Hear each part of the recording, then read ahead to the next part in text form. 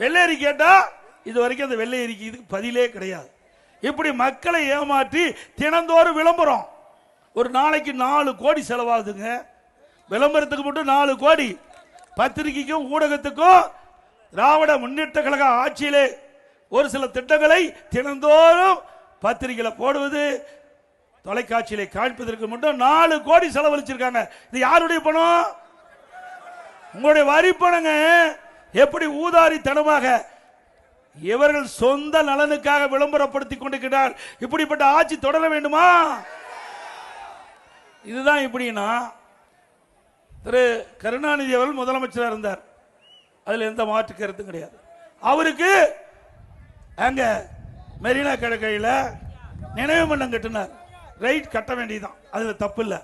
ஆனா அவருக்கு எழுதாத பேனாவை நடுக்கடல கொண்டு வைக்கிறார். யாருடைய பணம்? உங்களுடைய வரி பணங்க. எழுதாத பேனாவை திரு கருணாநிதியுடைய நினைவிடத்திற்கு முன்னாலே ஒரு 2 கோடியில் வைங்கள, அதுக்கு 84 கோடி செலவழித்து போய் நடுக்கடல வைக்கிறாங்க. திரு கருணாநிதியுடைய குடும்பத்திற்கு 8000 கோடி டெஸ்ட் பணம் இருக்குது. 8000 கோடி இருக்குதுங்க. 1000 2000 8000 கோடி ட்ரஸ்ட்ல பணம் இருக்குது. அந்த பணத்தில் எடுத்து நீங்க எழுதாத பணம் நடுக்கடல வைங்க, இல்லது அங்க ஒரு கோபுரமா கட்டி அது கூட வைங்க. யார் வேண்டாங்கிறா?